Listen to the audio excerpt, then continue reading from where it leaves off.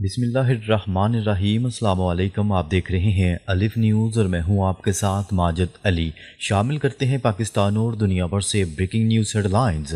امریکہ کا مشرق وسطی میں دنیا کا سب سے بڑا بحری بیڑا تعینات کرنے کا اعلان۔ امریکہ کے صدر ڈونلڈ ٹرمپ نے جیرالڈ فورڈ بحری بیڑا مشرق وسطی کی طرف روانہ کر دیا۔ میڈیا سے بات کرتے ہوئے امریکی صدر ڈونلڈ ٹرمپ نے کہا کہ ہم ایران کے ساتھ ڈیل چاہتے ہیں، توقع ہے ایران کے ساتھ مذاکرات کامیاب ہوں گے۔ ڈونلڈ ٹرمپ کا مزید کہنا تھا کہ مذاکرات کامیاب نہ ہوئے تو ایران کے لیے بہت برا ہوگا، ایران کو سنگین نتائج کا سامنا کرنا پڑ سکتا ہے۔ ان کا مزید کہنا تھا کہ معاہدہ نہ ہونے کی صورت میں بحری بیڑے کی ضرورت پڑ سکتی ہے۔ امریکی صدر نے کہا کہ ہمارا ایک بحری بیڑا پہلے ہی مشرق وسطی میں موجود ہے۔ ڈونلڈ ٹرمپ کا کہنا تھا کہ اگر ضرورت پڑی تو بحری بیڑا استعمال کر سکتے ہیں۔ مشرق وسطی میں ہمارے پاس بہت بڑی فوج تیار ہے۔ دوسری جانب ایک امریکی عہدیدار کا کہنا تھا کہ امریکی فوج ایران کے خلاف کارروائی کی تیاری کر رہی ہے، ضرورت پڑی تو کارروائی کئی ہفتوں تک جاری رہ سکتی ہے۔ واضح ہے کہ امریکہ اور ایران کے درمیان براہ راست پہلے مذاکرات منگل کو جنیوا میں ہوں گے۔ امریکی ایلچی اسٹیو وٹکوف اور جیریڈ کوشنر ایرانی حکام سے ملاقات کریں گے۔ امریکی وفد روس اور یوکرین کے ساتھ سہ افریقی مذاکرات میں بھی حصہ لے گا۔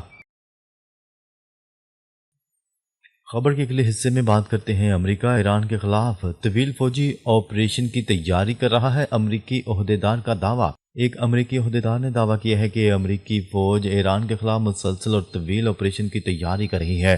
برطانوی خبرساں ایجنسی سے گفتگو کرتے ہوئے دو امریکی اعلیٰ عہدیدار نے دعویٰ کرتے ہوئے کہا ہے کہ مسلسل مہم امریکی فوج اور مشرق وسطی کے لیے زیادہ خطرات کا باعث ہوگی۔ اس بار حملے کی جاری منصوبہ بندی زیادہ پیچیدہ ہے۔ انہوں نے کہا ہے کہ امریکہ ایران کا جوہری انفراسٹرکچر ہی نہیں، اسٹیٹ اور سیکیورٹی تنصیبات کو بھی نشانہ بنائے گا اور امریکہ کو پوری توقع ہے کہ ایران جوابی کارروائی کرے گا۔ دوسری جانب پاسداران انقلاب کا کہنا ہے کہ امریکہ نے حملہ کیا تو کسی بھی امریکی فوجی اڈے کو نشانہ بنایا جائے گا۔ خبرساں ایجنسی کی رپورٹ کے مطابق امریکہ کے اردن، کویت، سعودی عرب، قطر، بحرین اور متحدہ عرب امارات اور ترکیہ میں فوجی اڈے موجود ہیں۔ میڈیا رپورٹ میں بتایا جا رہا ہے کہ پینٹاگون ایک اور طیارہ بردار بحری جہاز مشرق وسطی بھیج رہا ہے۔ ہزاروں فوجی جنگی جہاز، گائیڈڈ میزائل ڈسٹرائرز بھی مشرق وسطی بھیجے جا رہے ہیں۔ اس حوالے سے ماہرین کا کہنا ہے کہ ایران کے خلاف اس طرح کی کارروائی میں امریکی افواج کے لیے خطرات کہیں زیادہ ہوں گے، کیونکہ ایران میزائلوں کی زبردست ہتھیاروں کا حامل ہے۔ ایران کے جوابی حملوں سے علاقائی تنازع کا خطرہ بھی بڑھ سکتا ہے۔ دوسری جانب ایران کا کہنا ہے کہ وہ پابندیاں ہٹانے کے بدلے جوہری پروگرام محدود کرنے پر بات چیت کے لیے تیار ہے۔ ادھر امریکی صدر ڈونلڈ ٹرمپ نے دھمکی دیتے ہوئے کہا ہے کہ ایران کے ساتھ ڈیل کرنا مشکل رہا ہے، کبھی کبھی آپ کو ڈرانا پڑتا ہے، یہی واحد چیز ہے جو صورتحال کو سنبھالنے میں مدد دیتی ہے۔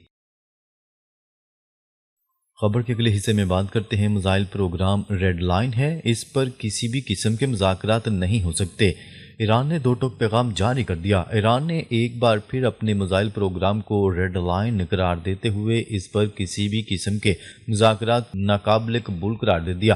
عرب ٹی وی کو انٹرویو دیتے ہوئے ایرانی سپریم لیڈر کے آیت اللہ خامنائی کے سینئر مشیر علی شمخانی نے کہا ہے کہ ایران کا میزائل پروگرام ریڈ لائن ہے اور اس پر کسی بھی قسم کی بات چیت نہیں ہو سکتی۔ علی شمخانی کا مزید کہنا تھا کہ ایران کی فوج ہائی الرٹ ہے اور کسی بھی فوجی کارروائی کا فیصلہ کن اور مناسب جواب دیا جائے گا۔ انہوں نے خبردار کرتے ہوئے کہا ہے کہ بیرونی طاقتوں کی جانب سے کسی بھی مس کیلکولیشن کی بھاری قیمت چکانا پڑے گی۔ سینئر ایرانی رہنما نے یہ بھی کہا کہ مذاکرات حقیقت پسندی پر مبنی اور غیر ضروری مطالبات سے گریز کیا جائے تو بات چیت آگے بڑھ سکتی ہے۔ خبر کے اگلے حصے میں بات کرتے ہیں غزہ امن بورڈ اجلاس سے قبل حماس نے اہم شرائط رکھ دیں۔ غزہ میں مجوزہ امن بورڈ کے اجلاس سے قبل فلسطینی مزاحمتی تنظیم حماس نے اپنے موقف کو واضح کرتے ہوئے ممکنہ عالمی امن فورس کے کردار سے متعلق اہم شرائط سامنے رکھ دیں۔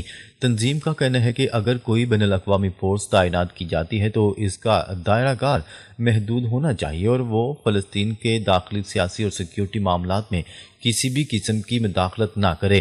حماس کے ترجمان باسم نعیم نے خبردار کرتے ہوئے کہا کہ اگر غیر ملکی اہلکاروں نے داخلی امور میں مداخلت کی تو فلسطینی عوام انہیں قابض قوتوں کا متبادل سمجھیں گی۔ ان کے مطابق عالمی فورس کا کردار صرف فریقین کے درمیان حفاظتی بفر زون قائم رکھنے اور جنگ بندی کو برقرار رکھنے تک محدود ہونا چاہیے۔ ادھر ترجمان دفتر خارجہ نے تصدیق کی ہے کہ وزیراعظم شہباز شریف 19 فروری کو ہونے والے غزہ امن بورڈ کے اجلاس میں شرکت کریں گے۔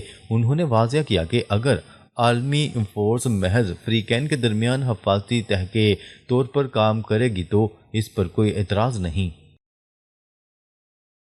خبر کے اگلے حصے میں بات کرتے ہیں روس جنگ بندی اور ایران ڈیل چاہتا ہے ڈونلڈ ٹرمپ۔ چینی وزیر خارجہ وانگ ای نے میونخ میں یوکرینی ہم منصب سے ملاقات کی۔ دونوں وزراء خارجہ نے دو طرفہ تعلقات اور باہمی تعاون بڑھانے پر تبادلہ خیال کیا۔ وانگ ای نے کہا کہ چین یوکرین بحران کے سیاسی حل میں تعمیری کردار ادا کرتا رہے گا، یوکرین کو دوست اور شراکت داروں کے طور پر دیکھتے ہیں۔ دوسری طرف امریکی صدر ڈونلڈ ٹرمپ کا کہنا تھا کہ روس معاہدہ کرنا چاہتا ہے، صدر زلنسکی کو متحرک ہونا پڑے گا، زلنسکی نے کچھ نہ کیا تو وہ عظیم موقع کھو دیں گے۔ یورپ کے ساتھ ہمارے تعلقات بہترین، یورپی رہنماؤں سے مذاکرات بھی ہو رہے ہیں، ہم ایران کے ساتھ ڈیل چاہتے ہیں، توقع ہے ایران کے ساتھ مذاکرات کامیاب ہوں گے، مذاکرات کامیاب نہ ہوئے تو ایران کے ساتھ بہت برا ہوگا، ایران کو سنگین نتائج کا سامنا کرنا پڑ سکتا ہے۔ خبر کے اگلے حصے میں بات کرتے ہیں 2/3 اکثریت کے بعد بی این پی کا بھارت سے شیخ حسینہ کی فوری حوالگی کا مطالبہ۔